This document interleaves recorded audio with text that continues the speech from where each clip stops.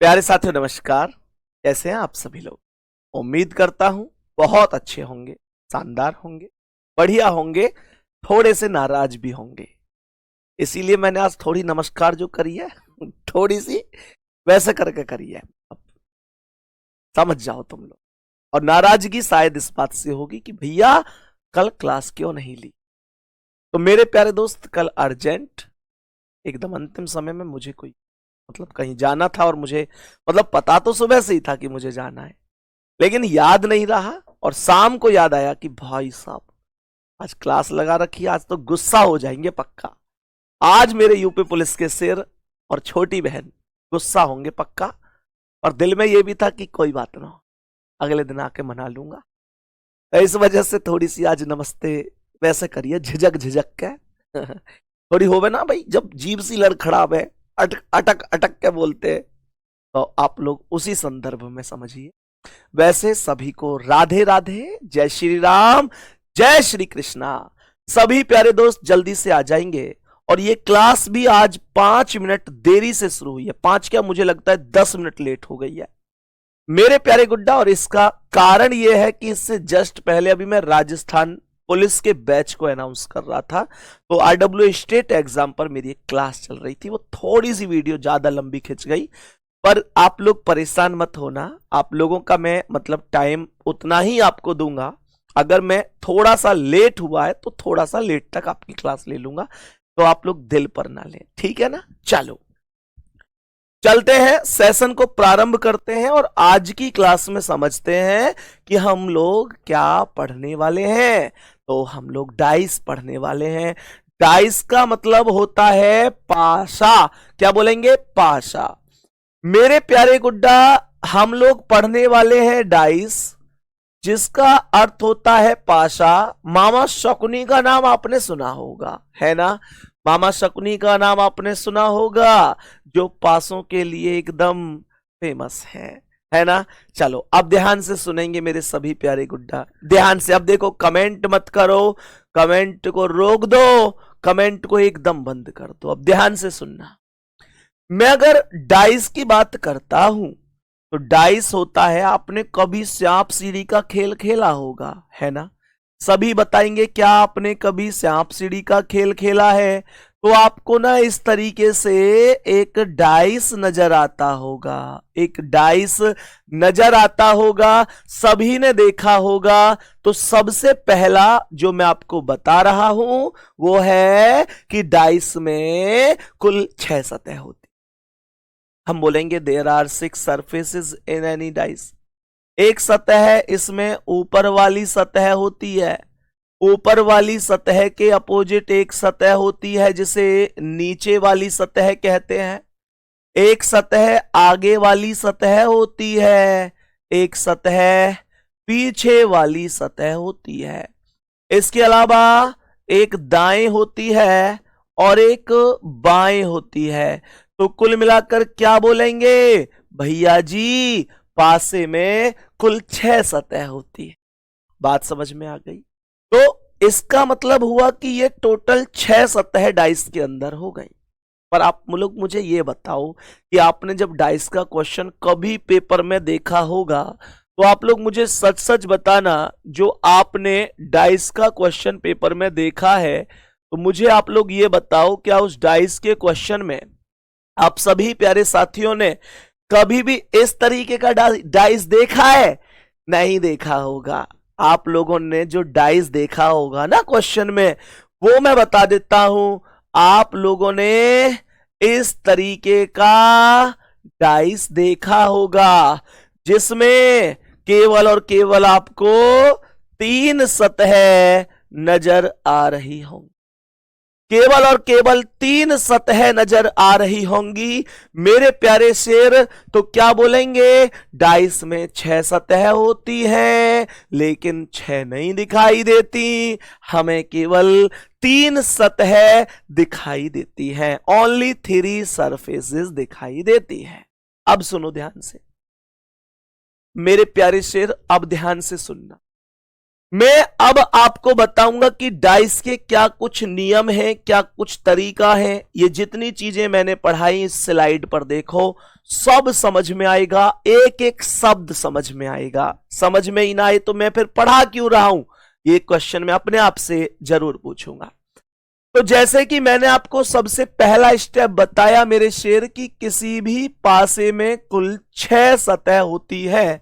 तो यहां पर मैंने उन सतह के नाम अभी अभी बताए, ऊपर नीचे, आगे पीछे, दाएं और बाएं। सही है मेरे प्यारे गुड्डा, यही डाइस है जो मैंने बनाया था। लेकिन मैंने ये भी बोला ऐसा दिखाई नहीं देता।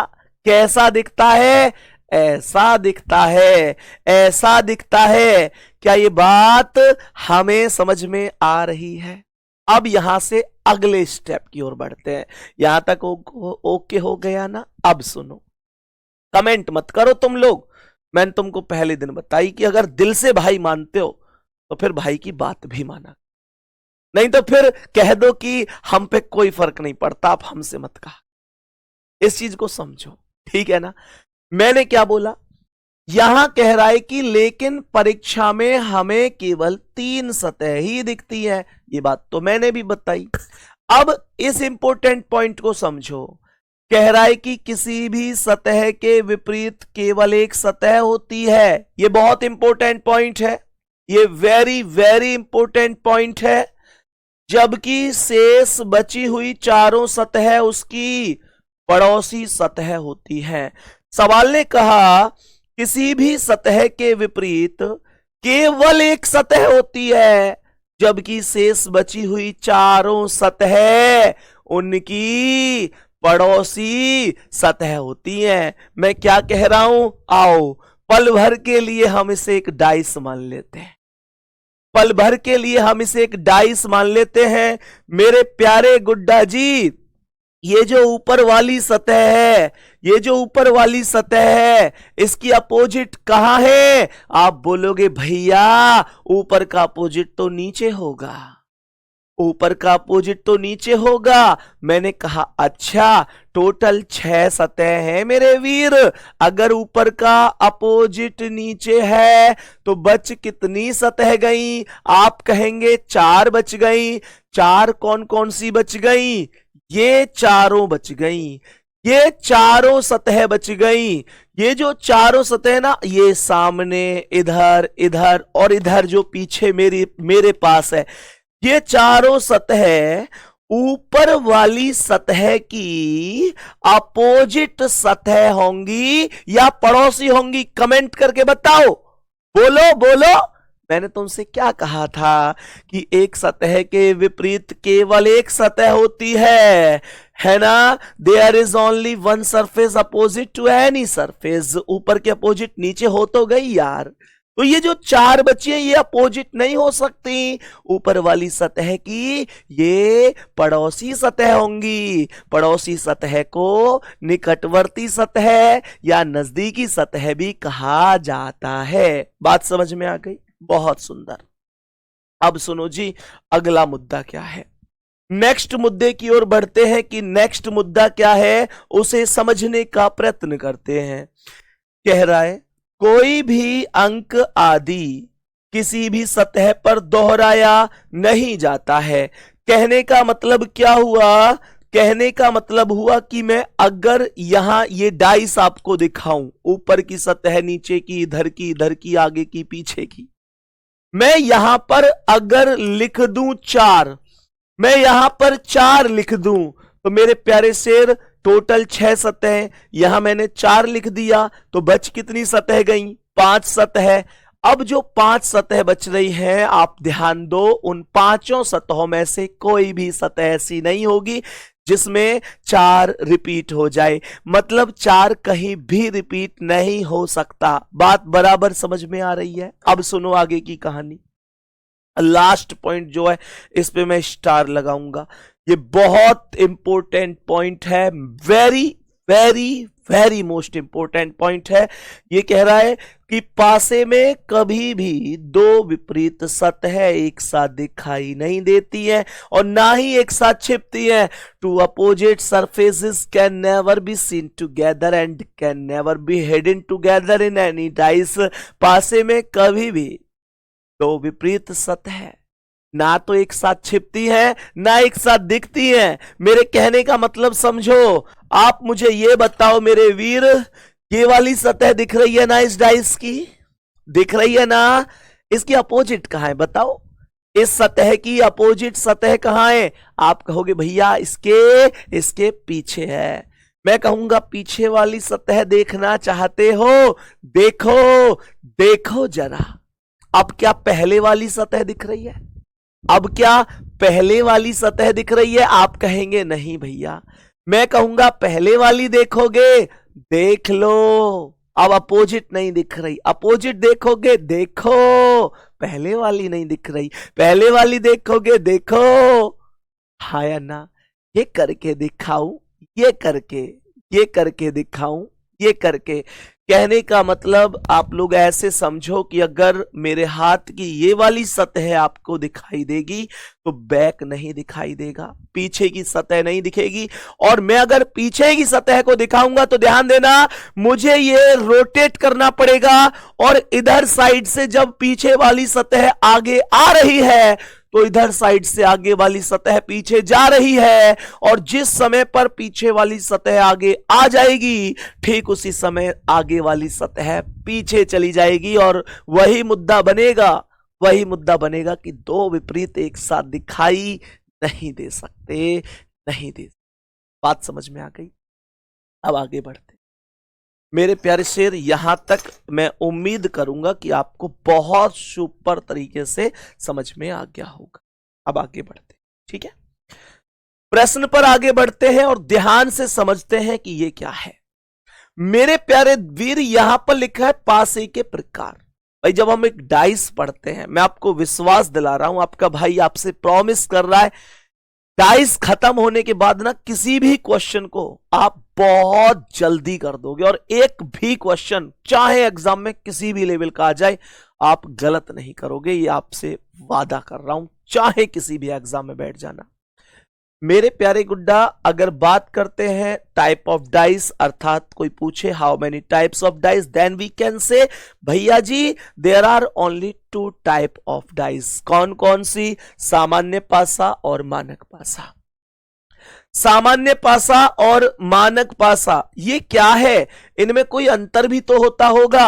आपने तो कह दिया कि सामान्य पासा और मानक पासा। हमको कैसे पता चलेगा कि कौन सामान्य है कौन मानक है? हमको कैसे पता चलेगा? तो आओ सबसे पहले समझते हैं सामान्य पासे को। ये रहा सामान्य पासा। मेरे प्यारे गुड्डा, इसने क्या बोला? ऐसा पासा जिसकी किन्हीं दो नजदीकी सतहों का योग 7 बनता हो। ऐसा पासा जिसकी किन्हीं दो नजदीकी सतहों का योग 7 बनता हो, मेरे प्यारे गुड्डा साधारण पासा कहलाता है। साधारण बोलो, सामान्य बोलो, एक ही बात है, एक ही बात है। सही है? अब सुनो, साधारण बोलो सामान्य बोलो एक ही बात है। कहने का मतलब हो गया ऐसा पासा जिसकी किन्हीं दो नजदीकी सतहों का योग 7 होता है। अभी नहीं समझे ना? उदाहरण देता हूं। मानकर चलो मैंने यहां पर एक डाइस बना दिया। मैंने यहां पर डाइस बनाया, मैंने कहा 2 लिख रहा है, यहां पर 4 लिख रहा है, यहां पर 5 लिख रहा है। तो यहां पर ध्यान से देखो, जो 3 सतह आपको दिखाई दे रही हैं, इन तीनों सतहों में से क्या कोई सी 2 सतह ऐसी हैं जिनमें जोड़ने पर निकटवर्ती टोटल 7 बन रहा है? बोलो बोलो बोलो, क्यों नहीं बोल रहे? मैंने कहा इनमें से क्या कोई सी 2 ऐसी है जिन्हें जोड़ने पर 7 नजर आ रहा है? तो मुझे आप कहेंगे भैया जी ये 2 और ये 5, 2 और 5 7 बन रहा है। 2 + 5 7 बन रहा है, तो डिसाइड कर दो कि ये साधारण पासा है, डिसाइड कर दो कि ये सामान्य पासा है। मेरी आंखों को अगर कोई सी 2 निकटवर्ती सतह ऐसी दिख जाए ना जिनका योगफल 7 बन जाए, तो डिसाइड कर दो कि दिस इज साधारण पासा। अब सुनो ध्यान से मेरे प्यारे वीर, एक और उदाहरण तो देखूं, मुझे यह भी तो देखना पड़े कि तुम्हारी समझ में आ रहा है कि नहीं आ रहा है। मैंने यहां पर लिख दिया 4, मैंने यहां पर लिख दिया 3, मैंने यहां लिख दिया 1। जल्दी बताओ ये साधारण पासा है, तुम्हें कैसे पता चला भैया? तुम्हें कैसे पता चला कि ये साधारण पासा है? मैं तो कह रहा हूं साधारण नहीं है, मैंने कहा नहीं है साधारण। तुम कैसे कह सकते हो कि ये साधारण है? बोलो। मैंने कहा, मैं तो कह रहा हूं नहीं है साधारण, नहीं है। जैसे छोटा बच्चा करता है ना, मैं ना मानू, मैं ना मानू, ऐसे करके, मैं तो ना मानू ये साधारण है। तो तुम मुझे कैसे कहोगे? बाबू भैया जरा रुको तो सही संदीप भैया, जरा ये तो देख लो 3 और 4 का योगफल क्या है। मैं कहूंगा हाँ हाँ, अब तो मानना पड़ेगा, अब तो मानना पड़ेगा। अगर मैं 4 + 3 का टोटल करूंगा तो ये 4 और 3 का टोटल 7 होगा। 7 कहने का मतलब कोई सी भी 2 सतह ऐसी हो जो मेरी आंखों को दिख रही है एक साथ और उनका टोटल है 7, कह दो कि ये साधारण पासा है। यहां तक भैया हमें कोई दिक्कत नहीं है। ऐसे कहने वाले कितने मेरे प्यारे बहन भाई हैं? एक बार कमेंट करके बताएंगे भैया, एकदम मजा आ गया और यहां तक हमें एक भी क्वेश्चन में कोई भी समस्या नहीं है। बोल दो एक बार सभी मेरे प्यारे गुड्डा कि भैया यहां तक कोनो समस्या नहीं, बेहतरीन समझ में आवत है, कोई दिक्कत नहीं है रे। बताओ जल्दी से, यहां तक बात एकदम ओके है? मैंने कहा बहुत शानदार। अब सुनो तो, साधारण पासा समझ में आया, ऐसा पासा जिसकी किन्हीं 2 निकटवर्ती सतहों का योग 7 हो, साधारण पासा है। मुद्दा उठता है कि फिर मानक क्या है रे? मानक, इसका मतलब मानक पासा इसका जस्ट अपोजिट हो जाएगा।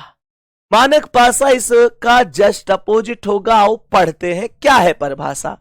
ऐसा पासा जिसकी किसी भी नजदीकी सतहों का योग 7 नहीं होता, उसमें 2 निकटवर्ती सतहों का योग 7 होता था, इसमें 7 नहीं है, तो ये कैसा पासा है? ये मानक पासा है।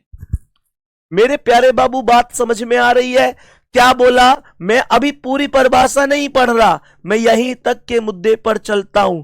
आप मुझे चेक करके बताओ ये साधारण है या मानक है। यहां 2 है, यहां 1 है, यहां पर लिख दूं 3। ये कैसा पासा है? कमेंट करो फास्ट फास्ट फास्ट। क्या ये साधारण पासा है? अगर ये साधारण होगा ना, अगर ये साधारण होगा तो मेरे प्यारे दोस्त इनमें 2 निकटवर्ती सतह ऐसी जरूर होंगी जिनका योगफल 7 हो रहा होगा। क्या ऐसा कुछ है? 2 और 1 3, 1 और 3 4, 3 और 2 5। ले भैया 7 नहीं मिला। बात समझ में आ गई ना? 7 नहीं मिला, जिसका आपको इंतजार था नहीं मिला, तो ये पासा मानक पासा बन गया। और मानक पासे की एक खास बात बता दूं, मानक पासे में अगर ऊपर 4 है तो नीचे 3 होगा। भैया ऐसे कैसे पता चल गई? ऐसे पता चल गई कि मानक पासे में सभी विपरीत सतहों का योगफल 7 होता है। आओ मैं क्या कह रहा हूं समझो। क्या कह रहा है? मानक पासे में भी, ये भी नहीं है, ये है सभी, ये से और लगा लियो, ठीक है। ये कह रहा है मानक पासे में सभी विपरीत सतहों का योग 7 होता है। भैया विपरीत सतहों का योग 7 होता है। देखियो एक के विपरीत क्या है? एक के विपरीत क्या है? अरे खुद सोचो, एक के विपरीत कितना लिख दूं जो 7 बन जाए? आप कहोगे भैया जी एक के विपरीत 6 लिख दो ना। एक के विपरीत 6 लिख दो, 7 बन जाएगा। 1 और 6 7। मैंने कहा दो का बताइयो, दो का बताओ, जल्दी बोलो गुड्डा। दो के विपरीत कितना लिख दूं जो 7 बन जाए? दो। दो के विपरीत कितना लिख दूं जो 7 बन जाए? 5 लिख दो। 2 और 5 7 हो गया, हाँ या ना? मैंने कहा ये क्या? 3। 3 के विपरीत कितना लिख दूं जो 7 हो जाए?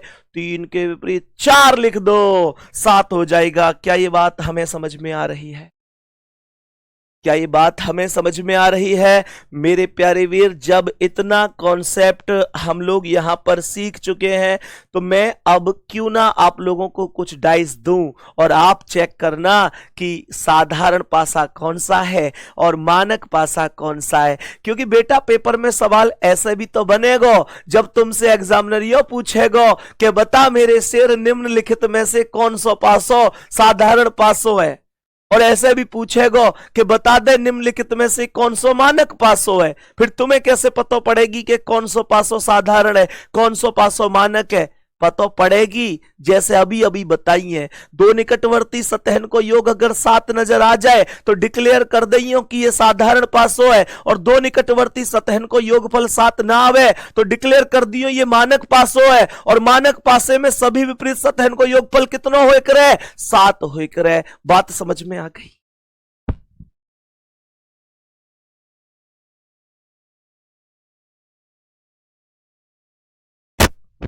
फिर मैं आगे बढ़ता हूं, ठीक है? फिर हम आगे बढ़ते हैं। अब मैं आपसे कुछ क्वेश्चंस पूछूंगा, आपको बताने हैं कि कौन सा साधारण है कौन सा मानक है। चलो जी करते हैं प्रारंभ। यहां है 2 1 4, दूसरा यहां पर बढ़ते हैं मेरे शेर 3 4 6, आगे बढ़ते हैं फिर से, आगे बढ़ते हैं फिर से मेरे प्यारे गुड्डा। यहां पर लिख रहा है 5 4 3, यहां पर फिर से बढ़ जाते हैं। यहां पर एग्जामिनर लिख रहा है 4 2 1, नहीं 4 2 1 नहीं, यहां पर लिख रहा है 4 3 6। बताओ जल्दी से कौन सा साधारण है कौन सा मानक है? जल्दी जल्दी बोलो, कौन सा साधारण है और कौन सा मानक है? सभी मेरे प्यारे साथी जल्दी से बताएंगे। देखो ध्यान से मेरे प्यारे गुड्डा, क्या यहां किसी दो का टोटल 7 बन रहा है? ऐसे मत लपेट दइयो क्या 2 और 1 3 और 4 7 ले सभी जोड़ के दे दूं, है ना? कभी वैसे ही घुमा फिरा के बना दो 56 इंच को सीना। दोन का बनना चाहिए। तो तुम यूं कहोगे 2 और 1 3, 1 और 4 5, 4 और 2 6 7, कहीं ना बन नहीं, ना बन नहीं। तो ये कौन सा पासो है? ये मानक पासो है, मानक पासा। बात समझ में आ गई? आगे यूं देखो, ये क्या है? ये देखो, तू चीज ला जवाब तेरा कोई ना जवाब। 3 + 4 = 7। तो ये कैसा पासा है? ये साधारण पासा है, हाँ या ना जी? गुड्डा जी ये देखियो 4 और 3 7, 4 और 3 7, ये भी तो साधारण पासा है। 4 + 3 7। यहां देखो, ओ भाई साहब 4 और 3, ओ भाई साहब 4 और 3 यहां भी है, तो ये भी साधारण है। इसे बदल देते हैं। तो फिर तुम मत बदलना अपनी कॉपी में, बेशक तुम दूसरा लिख लेना, है ना? मुझे ठीक से ना लग रहा यार, मानक एक ही रहेगा। तो यहां देखियो ये क्या है? 3 1 और यहां लिख दो 5। जल्दी बताओ ये कैसा पासा है? ये कैसा पासा है? ये कैसा पासा है? तुम लोग बोलोगे 3 और 1 4, 1 और 5 6, 5 और 3 8, कहीं भी नहीं है 7।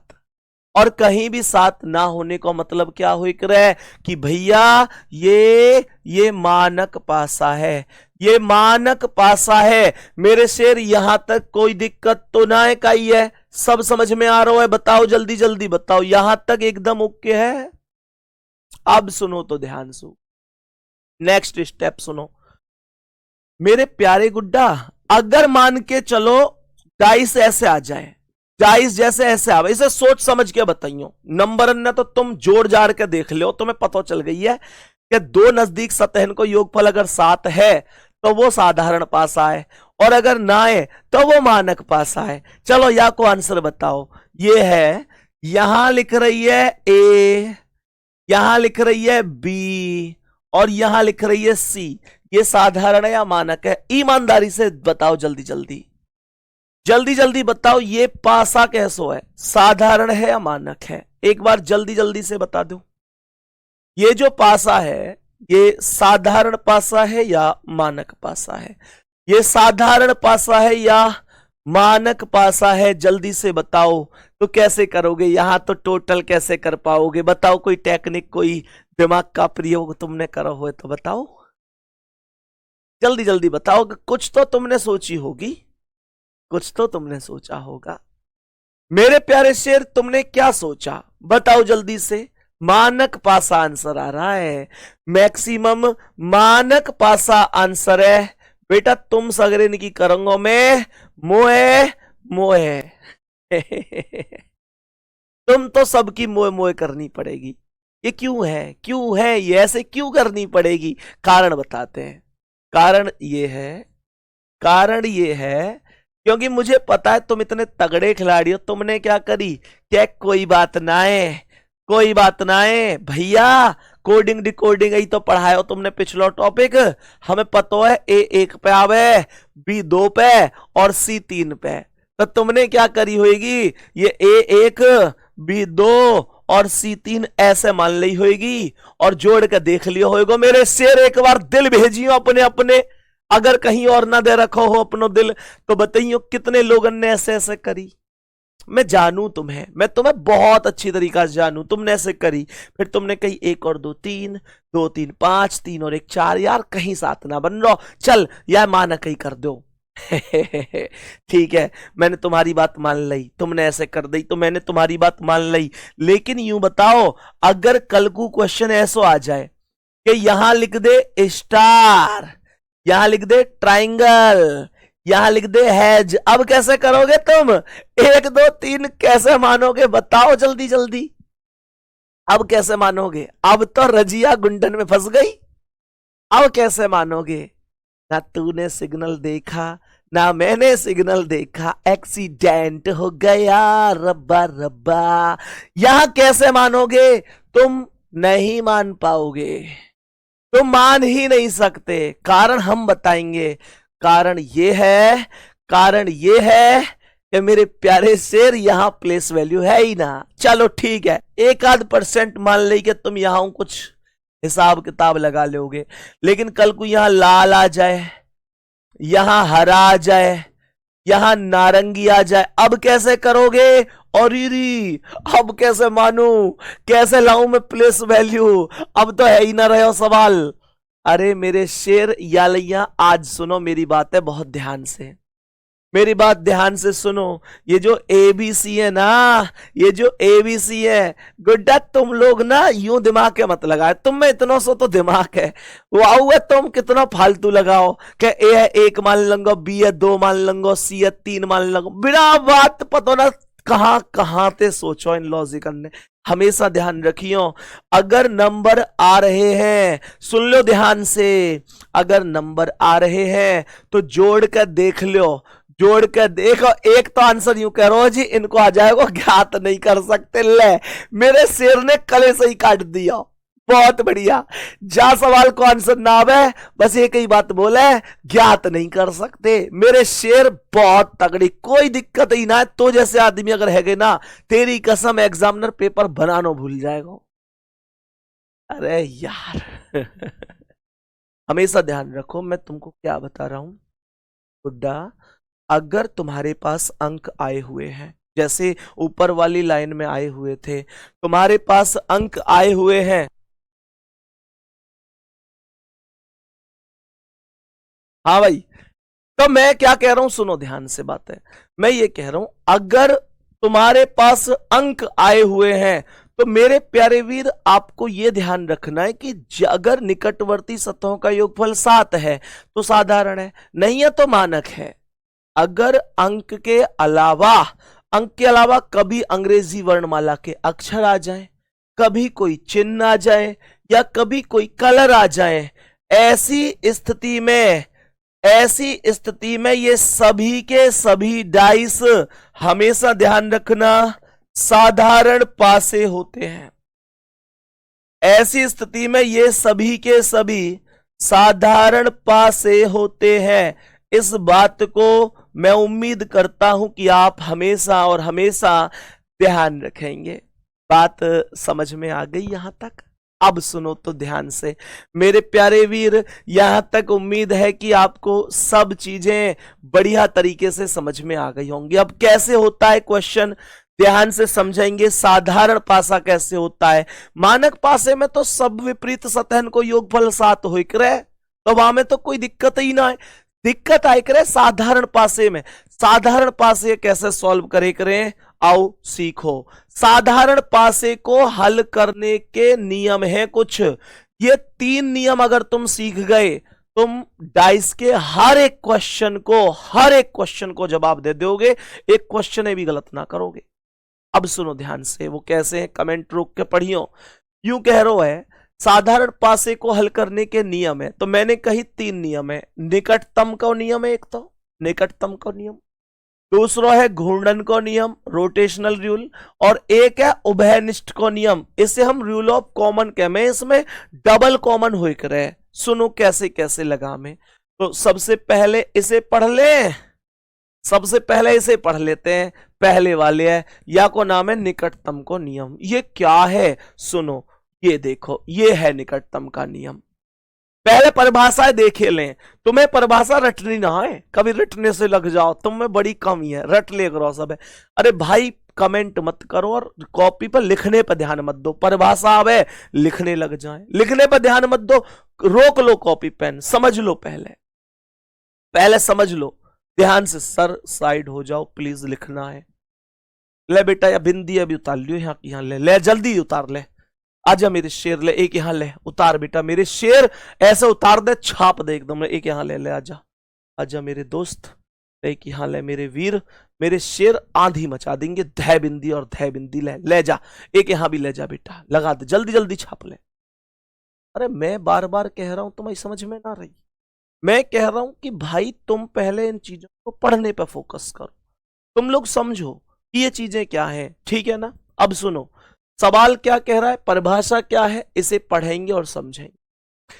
कह रहा है कि यदि पासे की दोनों स्थितियों में एक अंक समान है, जरा गौर से समझेंगे। कह रहा है यदि पासे की दोनों स्थितियों में एक अंक समान है, जबकि समान अंक के ही विपरीत पूछा जाता है, तो वह अंक प्रश्न का उत्तर होगा, जो कि किसी भी स्थिति में दिखाई नहीं दे रहा है। बात को ध्यान से सुनेंगे, मैंने क्या बोल दिया, बात को ध्यान से सुनेंगे, मैंने क्या बोली। गुड्डा मान के चलो कि मैंने यहां तुमसे बोली कि यार 2 डाइस की स्थिति है, 2 डाइस की स्थिति है। बहुत बढ़िया तरीके से सवाल समझियो। यहां लिख रही है 2, यहां 1, यहां 5, यहां 1, यहां 4, यहां 3। गुड्डा मैंने ट्रिक क्या बताई, सवाल ध्यान से समझियो।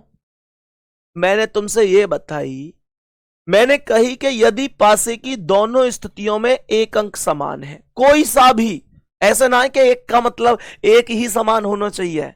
2 हो तो 2 भी चलेगा, 3 हो तो 3 भी चलेगा, 4 हो तो 4 भी चलेगा, जो भी समान है, जो भी समान है, ठीक है ना।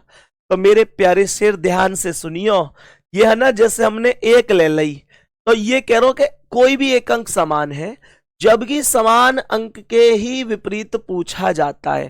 कहने का मतलब उदाहरण के तौर पे समझो कि दोनों में एक कॉमन है और एक के ही विपरीत पूछा जा रहा है, तो हमने आपको क्या बताया ट्रिक के दौरान, वह अंक प्रश्न का उत्तर होगा जो कि किसी भी स्थिति में दिखाई नहीं दे रहा है।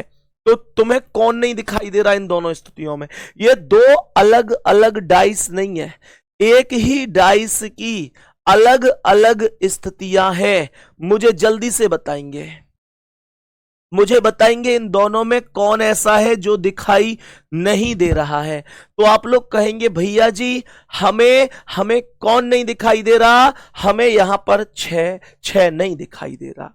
आप कहेंगे कि 6 करेक्ट आंसर है, 6 अगर नहीं है तो 6 ही करेक्ट है। मुद्दा उठता है कि 6 क्यों करेक्ट है, कारण क्या है? तो कारण सुनेंगे।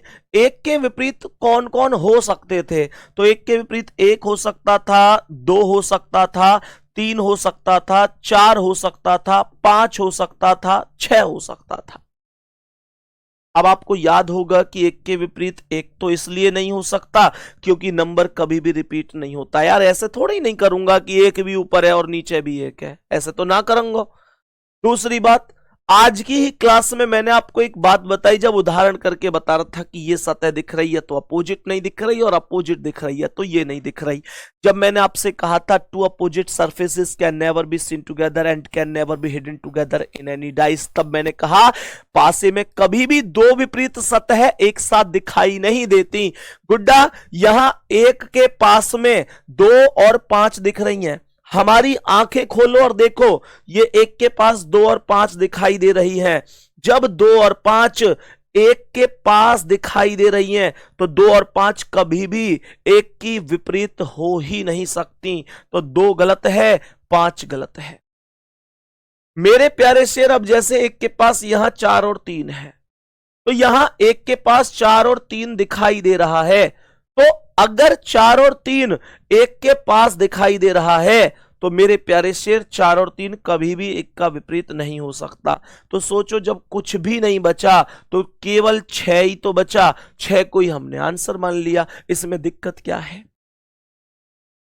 इसमें दिक्कत क्या है? मेरे सभी प्यारे दोस्त यहां तक बताएंगे क्या ये बात ओके हुई? जल्दी से बोलो, क्या यहां तक हमें ये बात समझ में आ चुकी है? सभी मेरे प्यारे साथी जल्दी से बताएंगे। अब सुनो ध्यान से। राहुल चौधरी लिख रहे हैं, गुरुजी थोड़ा सीरियस होकर पढ़ा दीजिए प्लीज। सीरियस हो जाऊं मैं तेरे कहने पे? हैं सही सही बताओ भाई सभी मेरे प्यारे दोस्त, कितने लोगों को समझ में नहीं आ रहा? अगर कोई भी ऐसा है ना जिसे समझ में नहीं आ रहा, अगर ऐसे पूरी क्लास में 20 बच्चे भी हुए जिनको समझ में नहीं आ रहा, हजारों बच्चों के पास बैच है, 20 भी ऐसे हुए ना जिनको समझ में नहीं आ रहा, तुम्हारा भाई शाम के समय सरस्वती माता की सौगंध खा के कहता है ये पेन उसी दिन छोड़ देगा जब क्लास में 20 बच्चे भी कह देंगे हमारी समझ में नहीं। मेरे प्यारे शेर, मैं मतलब इस तरीके का माहौल बनाना चाहता हूं कि ये बालक पूरे दिन क्लास करें, शाम को भी मैं सीरियस होकर मुद्दा पे ऐसे चलूं, मतलब तुम पे एकदम प्रेशर की तरह तुमको पढ़ाऊं और तुम्हें यह एहसास दिलाऊं कि पढ़ाई बहुत बोझ है, तो तुम्हारे मजे आएंगे, फिर तुमको अच्छा लगेगा पढ़ने में। अरे मैं खुद ये चाहता हूं कि तुम ऐसे पढ़ो गुड्डा कि तुम्हें पता ही ना चले तुम कब सीख गए। और वो कह रहे हो सीरियस होकर तू ज्यादा पढ़गो दीख है भाई, बेटा तू होशियार ना है, बहुत होशियार, और विश्वास कर तू पुरुष ना है, महापुरुष है। आओ सवाल पे आ जाओ, सवाल को ध्यान से सुनेंगे क्या कह रहा है, तो ये बात हमारी समझ में आ गई होगी। मेरे प्यारे शेर, कोई दिक्कत नहीं है, निकटतम का नियम उम्मीद करता हूं बहुत अच्छी तरीके से आपको यहां तक समझ में आ गया होगा। अब देखो, आपके मन में एक डाउट आया होगा कि भैया यहां तो एक कॉमन है और कॉमन को ही विपरीत पूछ रहा है, कॉमन को ही विपरीत पूछ रहा है, तो फिर तुम यूं बताओ कॉमन को ही विपरीत पूछ रहे हो, ये तो तुमने ऐसे आंसर बता दियो। ये जरूरी थोड़ी है कि हमेशा एक को ही विपरीत पूछेगा, ये किसी और को भी तो विपरीत पूछ सके, तो कैसे करेंगे? सुनो ध्यान से, इस चीज को ध्यान से सुनो। सवाल क्या कह रहे हो जी, ध्यान से देखो। ये लिख रहा है घूर्णन का नियम, रूल ऑफ रोटेशन। पहले परिभाषा पढ़ ले फिर समझेंगे क्या है ये। क्या लिख रहा है? जब पासे की दोनों स्थितियों में कोई एक अंक समान है, जबकि किसी भी अंक के विपरीत पूछा जा रहा है, तो दोनों पासों को समान अंक से प्रारंभ करके घड़ी की दिशा में घुमा देते हैं। सुनो ध्यान से क्या कह रहा हूं मैं, मेरे सभी प्यारे गुड्डा बड़े ध्यान से समझियो मैं क्या कह रहा हूं। मान के चलो ये 2 डाइस हैं, मान के चलो कि हमने कहा कि ये 2 डाइस हैं। सभी प्यारे गुड्डा बहुत ध्यान से सुनियो, ये 2 डाइस अलग अलग नहीं है, ये एक ही डाइस की 2 अलग अलग स्थिति है। सुनो ध्यान से, क्या कह रहा है जी सवाल। यहां लिख रहा है 4 1 3, यहां लिख रहा है 5 2 4। ध्यान से सुनेंगे सभी प्यारे साथी। गुड्डा मान के चलो ये किसी के भी अपोजिट पूछ रहा है। मैंने कहा ये किसी के भी अपोजिट पूछ रहा है, कोई फर्क ना पड़ रहा हम पे कि ये किसके अपोजिट पूछ रहा है। हमने कहा ठीक है, ये चाहे किसी के भी अपोजिट पूछ रहा है तो क्या करना है। सुनो, इन दोनों डाइस में इसने क्या कहा था, जब पासे की दोनों स्थितियों में कोई एक अंक समान है। कौन सा अंक समान है इस बार कमेंट में बोलो बोलो। तो आप कहोगे भैया जी 4 समान है। मैंने कहा ओके, तो ये कह रहा है जबकि किसी भी अंक के विपरीत पूछ रहा है, तो इन दोनों में से किसी भी अंक के विपरीत पूछ ले तो क्या करेंगे, दोनों पासों को समान अंक से प्रारंभ करके, अर्थात जैसे ये 4 है तो 4 को ऊपर नीचे लिख लो। ये जो 4 है इसे ऊपर और नीचे लिख लो, ठीक है गुड्डा। अब जो कॉमन अंक है ना, इससे घुमा के डाइस को घड़ी की दिशा में घुमा दो। बात समझ में आ रही है कैसे कह रहा हूं मैं। 4 से चलोगे तो 4 से घड़ी की दिशा में 1 आया और 1 से 3, 4 से 1 आया। क्या बोला है मैंने कही है 4 से घड़ी की दिशा में जाओगे तो 4 से 1 और 1 से 3। ऐसी तो घड़ी चले बाबू, काई की महंगी तो ना तुम में से जो उल्टी चलती हो ऐसे रौंदे चाका ए भाई, उल्टी तो ना चले कहीं की। तो ये आया 4 1 3। यहां पे मैंने देखा तो ये 4 से 5 और 5 से 2, ये घड़ी की दिशा 4 से 5 और 5 से 2, ठीक है जी। तो देखो 4 के सामने 4 तो आवेगो ना, क्योंकि यार दोनों नंबर एक जैसे कैसे हो जाएंगे। तो इन दोनों में जो भी एक कॉमन है, जो भी मतलब जो अभी तक ना आया उसे उसके सामने लिख दो। ध्यान से सुनो, 4 के सामने 4 ना आवे तो कौन आवेगो, 6। अब किसी का भी अपोजिट पूछ ले, 4 का अपोजिट पूछे तो 6 आंसर है, 1 का पूछे तो 5 आंसर है, और 3 का पूछे तो 2 आंसर है। क्या ये बात समझ में आ गई। अब तुम लोग यूं कहोगे भैया क्या जरूरी है कि हमेशा घड़ी की दिशा में ही घुमाए कॉमन से शुरू करके, कोई जरूरी ना है। तुम चाहो तो घड़ी की विपरीत दिशा में घुमा दो, लेकिन एक बात ध्यान रखियो, अगर पहला डाइस घड़ी की दिशा में घुमाया है तो दूसरा भी घड़ी की दिशा में घुमाना पड़ेगा, और दूसरा डाइस घड़ी की दिशा मतलब पहला विपरीत घुमाया तो दूसरा भी विपरीत घुमाना पड़ेगा। कहने का अर्थ है कि दोनों डाइस एक ही दिशा में आपको घुमाने पड़ेंगे, या तो दोनों को क्लॉकवाइज घुमाओ या दोनों को ही एंटी क्लॉकवाइज घुमाओ। बात समझ में आ गई। अब सुनो मेरे शेर, एक क्वेश्चन मैं तुमसे पूछ लूं, जल्दी से एक बार थम्सअप करियो कि हाँ भैया पूछ लो, हम बता देंगे। जल्दी जल्दी एक बार थम्सअप कर दो मेरे शेर मेरे वीर, कह दो एक बार कि भैया कोई भी क्वेश्चन है हम जरूर आंसर करेंगे। हम कहेंगे सिकंदर किसी हालात के आगे नहीं झुकता। भैया जी आप क्वेश्चन पूछ रहे हो, इस क्वेश्चन की औकात क्या, हम आपके वो शेर हैं जो किसी हालात के आगे नहीं झुकते। क्या बोलेंगे, सिकंदर किसी हालात के आगे नहीं झुकता, और तारा टूट भी जाए तो जमीन पर नहीं गिरता, और गिरते होंगे हजारों दरिया समुंदर में, पर कोई भी समुंदर कभी किसी दरिया में नहीं गिरता। ध्यान से समझेंगे, हमने क्या बोला, हमने कहा यहां पर ए लिख रहा है, यहां पर बी लिख रहा है, यहां पर सी लिख रहा है। मेरे प्यारे गुड्डा यहां पर एफ लिख रहा है, यहां पर डी लिख रहा है, यहां पर बी नहीं, यहां पर एफ लिख रहा है, यहां पर डी लिख रहा है, और यहां पर लिख रहा है सी। बताओ जल्दी से कौन से लेटर के अपोजिट हो सकता है। मेरे सभी प्यारे गुड्डा जल्दी से बताओ कौन से लेटर के अपोजिट हो सकता है। जल्दी से बताएंगे मेरे सभी प्यारे वीर कि भैया जी क्या जवाब होगा। जल्दी बोलो, क्या जवाब होने वाला है मेरे प्यारे गुड्डा? कैसे करेंगे? दोनों में कॉमन देखो कौन।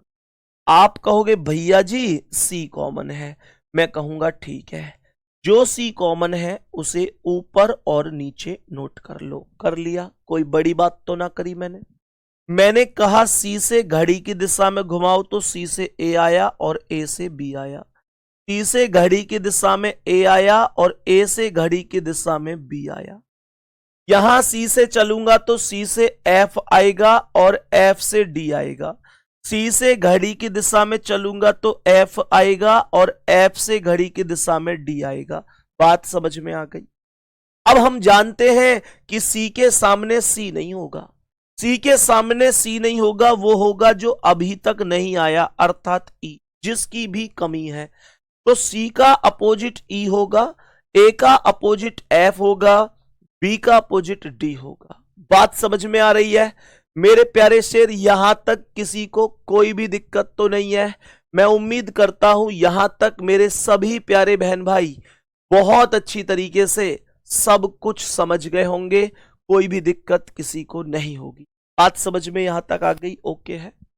अब सुनो, एक नियम बचता है उभयनिष्ठ का नियम, एक नियम बचता है उभयनिष्ठ का नियम, और ये इतना सुपर नियम है, इसका प्रयोग ना उन सवालों में होगा जब 3-3 डाइस बनेंगे, 4-4 डाइस बनेंगे, तो इसे कैसे तुम कमाल से करोगे। सुनो, ये उभयनिष्ठ का नियम क्या कहता है?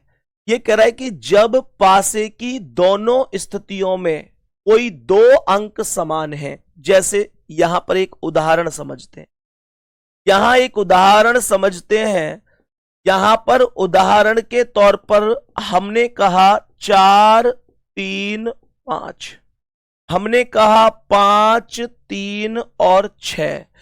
ये हमने कहा ना कि पासे की दोनों स्थितियों में कोई दो अंक समान है, तो यहां देखो, यहां दो अंक समान है 3 और 5, यहां पर भी 3 और 5 लिखा हुआ है। कह रहा है कि जबकि शेष बचे हुए तीसरे अंक के विपरीत पूछा जा रहा है, मानकर चलो तीसरा कौन बचा, यहां 6 यहां 4, किसी के भी विपरीत पूछ ले। जैसे इसने कहा कि भाई 6 के विपरीत क्या हो जाएगा, जैसे इसने कहा कि भाई 6 के विपरीत क्या हो जाएगा, तो ये कह रहा है तो दोनों समान अंकों को एक दूसरे से, दोनों समान अंकों को एक दूसरे से विभाजित करते हैं। तो मतलब जैसे 5 और 3 है, इस 5 और 3 से इस 5 और 3 को काट दो, तो बचे हुए अंकों को एक दूसरे के विपरीत कर देते हैं। यहां 6 बचा, यहां 4 बचा, then we can say 6 and 4 opposite to each other. बात समझ में आ गई? Then we can say 6 and 4 are opposite to each other. बात यहां तक ओके है? अब आप लोग कहोगे भैया इसके अलावा कुछ पूछ लिया तो गुड्डा, इसका प्रयोग तो उन डाइस के लिए है जब एक सवाल में 4-4 डाइस आते हैं। मैं तुम्हें अभी दिखाऊंगा कैसे क्वेश्चन आते हैं। जैसे मेरे प्यारे शेर ये क्वेश्चन है, इसका आंसर बता सकते हो क्या? इस प्रश्न का कुछ क्वेश्चन डिस्कस कर लेते हैं, जल्दी जल्दी आंसर बताओ, कर पाओगे?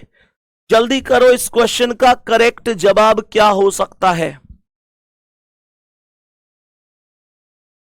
अंधा बेटा युद्ध पे चला तो ना जा न जा, उसकी मां बोली, वो बोला कम कर सकता हूं मैं भी दुश्मन की एक गोली,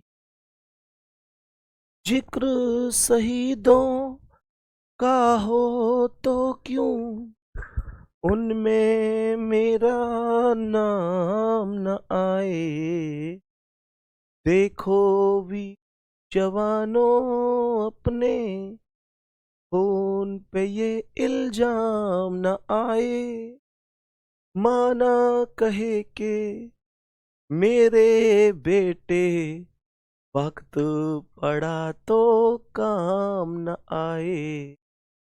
बताओ भाई जल्दी से, कौन सा पासा साधारण है? सर ध्यान से देखेंगे, ये 2 और 5 का योगफल 7 बना रहा है, यही होगा आंसर, होगा ऑप्शन सी अर्थात थर्ड। यही आंसर आपका भी आया होगा। सही है जी, यही आंसर आपका भी आया होगा। नेक्स्ट क्वेश्चन पर आ जाओ। कौन सा पासा मानक पासा है? तो मेरे प्यारे गुड्डा यहां पर तो 3 और 4 7 बन रहा है, इसका अर्थ हुआ कि यह साधारण है। यहां पर 5 और 2 7 बन रहा है, इसका भी अर्थ हुआ कि यह साधारण है। लेकिन दूसरे वाले में 1 और 5 6, 5 3 8, 3 1 4, कहीं भी 7 नहीं बन रहा, तो सेकंड वाला ही करेक्ट है और सेकंड वाला लिख रहा है ए ऑप्शन पर। यही क्वेश्चन का राइट आंसर हो जाएगा। मानक पासा वो पासा होता है जिसकी किसी भी नजदीक सतहों का योगफल 7 नहीं होता, यह आप बेहतर जानते हैं। मेरे प्यारे गुड्डा इसे देखेंगे, दिए गए 4 पासों में से कौन सा एक पासा मानक पासा हो सकता है? बताओ जल्दी से। तो देखो ये तो 6 और 1 7 साधारण पासा बन गया। यहां देखो 3 और 4 7, ये भी साधारण पासा बन गया। यहां देखो 2 और 5 7, ये भी साधारण पासा बन गया। तो जवाब हुआ सी ऑप्शन, जवाब हुआ ऑप्शन नंबर सी, क्योंकि इसमें मेरे प्यारे दोस्त किसी भी निकटवर्ती सतह का योगफल 7 नहीं है। आगे बढ़ेंगे गुड्डा।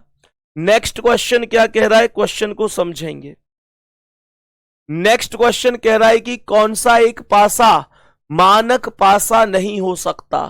कह रहा है मानक पासा नहीं हो सकता। ध्यान दो, पहले सवाल पूछ क्या रहा है, which one of the following dice can not be a standard dice? कौन सा पासा मानक पासा नहीं हो सकता? जब मानक नहीं हो सकता तो मतलब पूछा कौन सा गया है, सामान्य पूछा गया है। तो मेरे प्यारे शेर आप कहेंगे कि ये मानक नहीं हो सकता, 3 और 4 7 बन रहा है, अर्थात ये साधारण पासा है, ये मानक नहीं हो सकता। बात यहां तक एकदम ओके है, यहां तक एकदम ओके है गुड्डा। इसे देखेंगे, सवाल मैंने अभी अभी कराए, कह रहा है कि 6 अगर निचले फलक पर है तो बताओ ऊपरी फलक पर क्या होगा। अब जितनी मेहनत हमने अब तक करी है उसका यहां पे देखना कितनी जल्दी आंसर आएगा। कह रहा है कि 6 निचली फलक पर है तो ऊपर क्या होगा, तो इसका मतलब यह हुआ कि 6 के अपोजिट पूछ रहा है। मेरे प्यारे गुड्डा 1 5 6 3 2 1 दोनों में कॉमन लूंगा तो 1 कॉमन है। मेरे प्यारे शेर दोनों में अगर मैं कॉमन लूंगा तो 1 कॉमन होगा, दोनों में कॉमन लूंगा तो 1 कॉमन होगा। तब 1 को ऊपर और नीचे नोट कर देंगे। और अभी अभी बताया था घूर्णन के नियम में कि कॉमन से इसे घड़ी की दिशा में घुमा देंगे। तो यहां से ये 1 से 5 और 5 से 6 आया।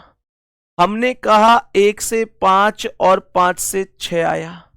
यहां पर 1 से 3 और 3 से 2 आया, 1 से 3 आया और 3 से 2 आया। तो 1 के सामने कौन आएगा, जो अब तक नहीं आया, अर्थात 4। 6 के अपोजिट पूछ रहा था तो 6 के अपोजिट क्या है, 2 है।